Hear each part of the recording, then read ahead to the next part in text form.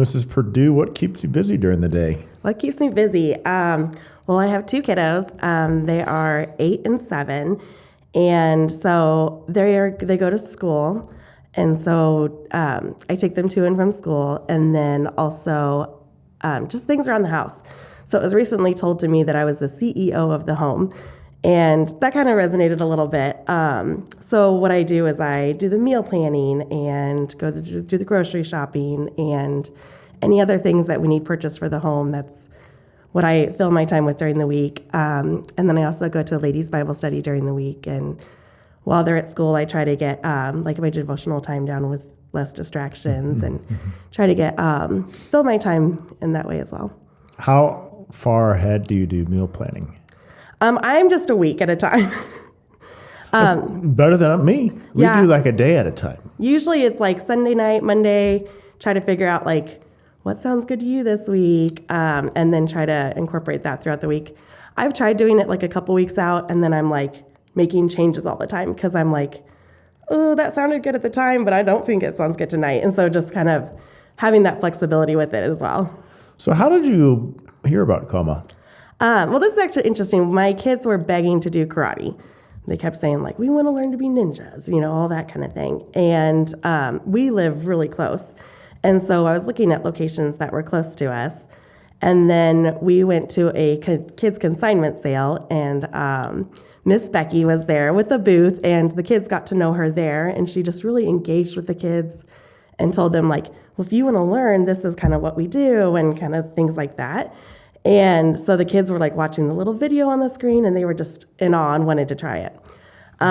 So then we entered to win the raffle as well, and we happened to win, and Austin got a free white belt. And so we signed up for intro classes and came right in like the following week. And my kids fell in love instantly.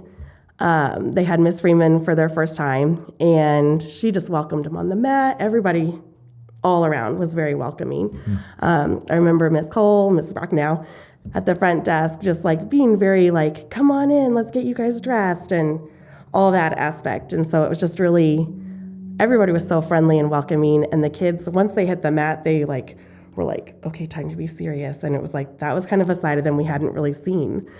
They were, yes, sir, yes, ma'am, like all that, the respect part. And so it was just like, this is where we need to be. So it started off as, hey, let's just try this. And then you started to see some positive behavioral things going on with them. Yeah. What would be like examples of that? And especially, have you seen it bleed into home and school? Yeah. So it's even helped in like my parenting with the yes, like with the respect part. I hadn't even thought about at the time the yes, sir, yes, ma'am, and what that meant for the kids to be respecting elders like that. And so like seeing it on the mat, and I was like, why aren't we doing this? And it just like things that you don't think about always. And so it was, the kids implemented that right away. And then I even do it with them. So like, hello, sir, you're not doing this, or, things like that. And so it's just been kind of bled into my parenting as well. A lot of the KOMA core values are what my family has as our core values. And so when I came in and saw your main purpose was to glorify God and live for Christ, I was like, it just gave me a peace. And I was like, this is the kind of people we need to be around. And this is people who, if they get important in my kids' lives, will reflect what we reflect. So why is it important for you, for your kids to say yes, sir, and yes, ma'am?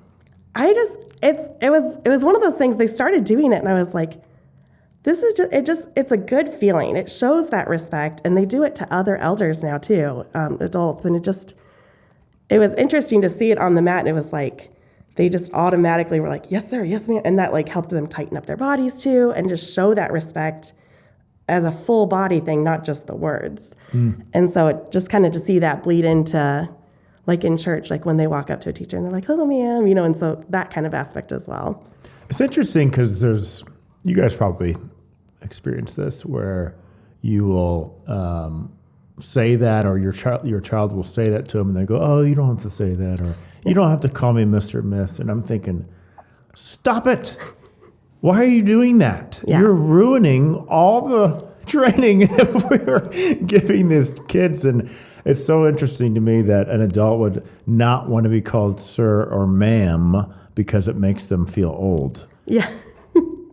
It was interesting because when I used to teach at church and they would call me Miss Karie, and I was so used to be called Miss Karie. Yeah. And so now to be called like Mrs. Perdew, I feel like I'm a grown up now. Like I feel like it's a different aspect, right? And so it was kind of interesting, like with that too, like kids call me ma'am. And I used to kind of have that view a little bit of like, that's what people used to do. That's not necessarily like relative in our culture now. And then, but to see like them doing it now, it's like, no, that is respect. Like that's a way that they can show that. And it's not necessarily just this is what we do or this is what we have to do. And like we call people old, like that's not a way. Yeah. Like you used to kind of look at it as maybe a sign of disrespect, but no, it's not. We're respecting them by calling them sir and ma'am. Yeah, I definitely see a shift in culture where we went super comfortable, loose. Hey, just call me my first name and all that. And I think people are starting to realize that those traditional values were extremely important to have in our culture for many reasons. So then I think it's now rebounding back where people are starting to appreciate that and know that that's a huge, really important part of our culture, especially with raising kids, right? Giving them that foundation of respect others, no matter what they look like, who they are, just show that respect, especially if they're older than you because they've lived longer. They got more experience. Yeah. They got more wisdom. So they should be respected. And they should be respected, right? Bingo. So then, first impressions, when you walked in, you said, Mrs. Brock was very welcoming, Ms. Freeman. Anything else that stood out? So I'm like when the kids were changing their clothes into their uniform for the first time, I was kind of looking around, and I remember seeing like your purpose statement, and just that, like I was saying earlier, it just gave me a piece about we're in the right place. Those core values line up with our core values, and it's just what you want that your kids to have a good foundation of. It's interesting because parents can tell kids something 100 times, but to have somebody from an outside influence tell them, then they're like, oh yeah. And somebody they love and respect. They love and respect the instructors here so much. The instructors have poured so much of themselves into the kids, and they just have that relationship. And so to have that relationship, and I know I can go to like any of the instructors and say like, hey, we're struggling with this at home. And that they would then say something to the kids and be like, hey, make sure we're respecting our mom and doing what she says at bedtime. Or, so like building that relationship that we have here, I feel like that's just a extra layer to our parenting that's going to help us raise our kids right. Even as the quote unquote master here, I have to use Mr. Gilroy for even my daughter because it doesn't matter if you're the master, I'm still dad. And the comfort level is really high. Right? Because you're everything to them. They see every side of you, so they get super comfortable with you. And just like us, when we're growing up with our parents, we get numb to what they're saying. Our ears become numb to what they say because we hear it over and over and over again. But I definitely am with you there with the power of having a support system that kind of echoes what you already say to them, but now all of a sudden it's penetrating the eardrum. Yeah. And now they actually are hearing. Well, and we've used them in parenting as well before. It's interesting, like if the kids were like starting to wrestle and getting a little too much, we were like, what would Master Ko say to this? Or what would Mr. Gilroy, if he saw you guys trying to use some of your Taekwondo skills, like what would they say? And they would immediately stop and be like, this is not for this is for defense only. And so just even that when we came, our first lesson, that was discussed. That Taekwondo is for defense only. This is for self-defense. This is for protecting others and yourself. And so even just, that was one of our things that we were a little nervous about doing karate or any of that, was the kids kept wanting to do it, but I was like, are they wanting to do it? Because they already wrestled. They love to wrestle and be roughhousing. And it's like, if they get trained, is it going to get worse? Like, are they going to hurt each other? So then it was a kind of a little bit of a fear, and why probably we drug our feet so long. But then for getting in here and seeing like, no, it was taught respect immediately, and that Taekwondo is not something that's just for fun. This is something we do as a method of self-defense. This is something that you don't use on others unless your safety is in danger. And so the kids getting taught that from day one, and I think that was even one of their like the first yellow stripe that they had to earn, that was one of their questions, was like, when is it okay to use Taekwondo? And so from the get-go, the kids had to learn that that's for safety. And so then that eased our fears. And then whenever we've seen them, like practicing, we're like, oh, we need to get paddles. So we got paddles so they can kick. If they want to get some energy out, they can kick on paddles, but they don't kick each other. And so I think that was like, they're 18 months apart. They're really close. Oh, yeah. I know you have twins, and so they're at that age, like when they're that close in age. It's love-hate. Yes, yeah. There's so many loving moments, but there's also so many like, So this was just a really good way to get that energy outlet, and then to like train them on when is it okay to be rough and not. You mentioned fear of that kind of prevented you guys from starting martial arts in general. What was that fear again? Just that they would, like, if the kids learned how to kick better or how to punch stronger, that they would use it on each other, because they were already kind of roughhousing, and they're determined little kids, and I love them so dearly. But we needed an outlet for that energy to get out. Yeah. And I feel like KOMA has not only given them that outlet, it has also like trained them how to focus that determination. So they work so hard now to get that next stripe, to get that next belt, and then like to compete in the tournament. They love competing in the tournament, and if they didn't get the result they wanted, they worked so much harder. And so just to see like them doing that, and that has bled out in other parts of our lives as well. So Austin in pre-K got on an IEP for speech and then a little bit of academic and occupational therapy. And he's a first grader now, so they did their 3-year review, and he's now off his IEP. And there were like 8 ladies in this room that were part of his care team, and each one of them talked about his grit and how he was so determined to reach his goals. And so he put that, what he's learning how to focus, that determination, he did in school, and he is now off his IEP. He graduated off of it. So he just worked so hard, and we were so proud of him for it. But like to take that focus and learn how to use it in other parts of your life was just beautiful for him.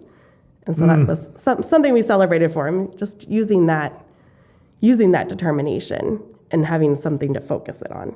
I love it. So it went from fear of teaching your kids to hurt each other in a more effective way to then harnessing their energy to then improve their focus and discipline.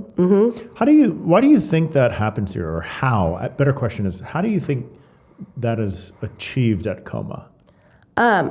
We really loved, so from the get-go, we loved the character development that was here. So it's not just about kicks and punches. It's about like getting that culture of how do we become better members of our community. One of the things we lately love is the empathy bingo. And so when they're doing that chart, they just love it. They're like looking at, what can I do here? What can I do here? And so like this last time around, it was like, set the table for dinner, have a screen-free dinner. And that would apply to mommy and daddy too. And so it just like, things like that help like in our parenting of things that like, maybe I hadn't thought about that yet. Like, do the kids see us on our phone? Like if I got a message on my phone, like would I be inclined to grab it during dinner?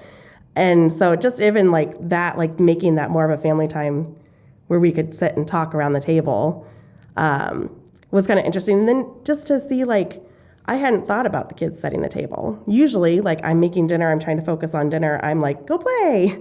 And so like this was a chance that they could get more involved with that.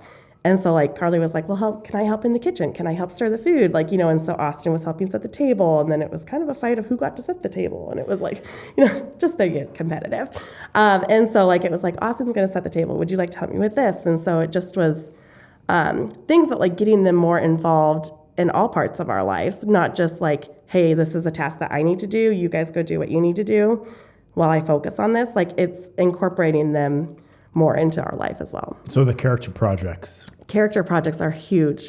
From when they first started, we had like the chore charts. Yep. And so like just remembering like the kids writing down their chores and being like, I'm accountable to making my bed in the morning. I'm accountable to brushing my teeth. And like they got to write that down.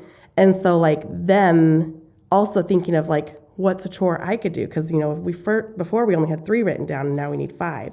And so it's like, what else can I do around the house to be helpful and to contribute more to the family? And so that's been kind of a fun project as well. So that the character development is just so big. And the fun that they get a reward, they get a stripe for it. They just love that.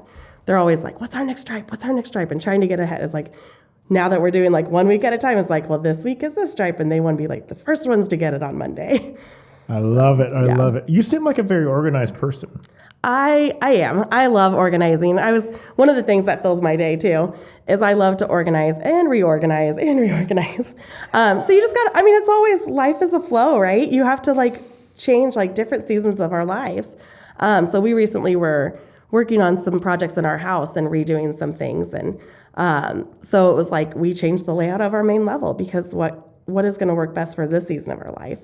And so we had an eating kitchen and a dining room, and I took the dining room and moved it to the eating kitchen area and now have a walk-in pantry off of my kitchen. That was the old dining room. But like, that's what's working best for our life. I have to have all that stuff closer. It makes it more effective. And we didn't need 2 dining room tables. Like, we're 4 people. Makes sense. So it's been fun to I love just changing things up too. And so that's what we have also noticed about like the KOMA program is things evolve. Like you learn what works and then it's like, well, how can we improve this? You guys are always improving. Do you know why that is? Changes. Why? It's called the founder has ADHD. You get bored easily. Yes. It's like we've done this too long. So I have to ask then, how would you rate our organization? Like, in a way of being structured and organized? I think it's greatly organized. Even from the top down. Every time I see Mrs. Brock or Miss Becky at that front desk, they have everything. They know what they're doing. They've got it all. I've seen the registration process change and how it's now more electronic, and they're super effective about that and getting you in and out and getting those. You look at the big line, you're like, oh, it's going to take forever, but it's done and fast. So even just things like that. But then we love the stripes and how those are evolving and the kids it's not like, oh, we have to do the chore chart again. It's like, no, well, we're changing things. Yeah. They don't get bored with it because you are developing it all the time. And I love that it's like a living, breathing thing. Like, it's not just, this is what we're doing, we're going to leave it at this. Like, it can change. Mm-hmm, mm-hmm. So how would you rate the smell of the studio? The reason why I bring this up, because we got plenty of people, tons of bare feet people in the space sweating, right? All different types of people. So you can imagine they can get really interesting in the smell area. Yes. But how would you rate that given that we're a gym? I'm like 9.5 out of 10. I'll take it. We've been here for almost 2 years now, and there's only been, I think, twice that I've been like, I think I smell something. We do our best. Trust me, we do our best. It was after that class that I saw you guys getting out your stuff, and I'm like, this is cleaning day, right? Like when you get every to that night. point. Yeah. We clean every single night. Yeah. That's great. And we love it. Like I've never, it was been 2 times in the whole course of things that I've ever thought I smelled anything. Yeah. It's just so important for me personally, just because I'm very similar to what you described with being organized and that. But even just the senses, like when a mom comes in, a dad comes in, I don't want them thinking that this is some gym, right? Yeah. I went to a gymnastics place. Oh my gosh. Oh yeah. I almost dry heaved. It's so bad. It's rough. My brother was a wrestler in high school, and I sometimes would have to go wait in the off of the weight room or the wrestling room, and it was just it's rough sometimes. But I also love that it's you don't get hit with the smell of bleach. Yeah. So you're not getting. It's a neutral smell, which I appreciate. Mm-hmm. And now that I'm doing KOMA Fit, my face is on the mat sometimes. You're doing your push-ups and stuff. And so you're doing push-ups and you're not getting this is a gym smell. So even with that, I appreciate I'm in there on the mats now. I can tell you it's not a bad smell too there. So when did you start? I started in November. And why did you start? Well, actually, it kind of started back a couple months before that. We did a women's self-defense course here. And just being on the mat, I've watched it at that point, it was a year and a half. I've watched my kids on the mat. And getting out there on the mat for the self-defense, I was like, this is fun. Like it was a good way to get some like energy out and some exercise at the same time. And so I looked at signing up at that time, but there wasn't classes at the same time as when my kids were doing their classes. And so I just kind of brushed it off. And I actually talked to leadership here though. And then next thing I know, we did that. There was that free program to get us in. And so it just, I was already wanting to sign up. And so it just lined up perfectly. And I was like, God is blessing us again. And so hopping right in on the mat during that was fun. It was challenging at the first. We were, a few of us have talked about, we were hurting after every class. It was but then it slowly got better. And then it was like, we focused more, we kind of adapted our class, and we do the 5 o'clock stretch. So the last 5 minutes of class, our class works on stretching out those muscles that we just worked hard on. Yeah. And so since we've incorporated that, it was oh, I can go to class and feel the tension in my muscles without being in pain the next day. And so that's been a blessing as well. And then it's just been great for overall, gives me more energy. And I've lost 10 pounds. And so it's just been since November, even through the holiday season, just working and getting it here with the kids, instead of just sitting there watching them, which I love to do, and I still do once a week. But getting to watch them is fun, but then getting out there and doing it, and now my kids and I are who's going to get their stripe first? And so I get to get in on that, and we get to have that friendly competition. How would you contrast or compare going to class in KOMA Fit to going to the gym? So I used to love going to the gym back before kids. And so that was fun, but there's when we say welcome to the KOMA family, that's what it is. It's the KOMA family, from the instructors all the way down. It's just, the kids feel like part of the family. The instructors make you part of the family too. And so when I was a KOMA mom, but now I'm part of the KOMA family too. Mm-hmm. And so you don't get that at the gym. So our camaraderie in our class, and I've been in classes where there was only a couple of us, and then I've been in classes where we had 8 to 10 of us, and it's just, but the girl, we just feed off each other, and it's you get that energy, you get that encouragement, and it's 10 seconds left, you've got this, you're almost there, just encouraging. Whereas when I was working out at the gym, it was okay, I'm doing my reps, on the machines. Yes. You're doing this, you're doing that. And it's but it also was when I was doing the gym, I was doing the same thing every time. And here, it's not. We were even talking yesterday in class, that even adapts and changes. So we thought those muscles, starting in November, we got used to those muscles and they were working well. Well, a new quarter started. We've got new exercises, working new muscles. And so it just was oh, this is going to be every quarter. We're going to change things up, and we're going to work new parts of our body and just still building on those old ones. But and so even just with that, it's been fun that not every class is the same, and that you get to have that camaraderie with the friends to do it. I hate working out. Yeah. I hate it. I mean, I've been working out obviously for a long time, since I've been in martial arts since I was 4.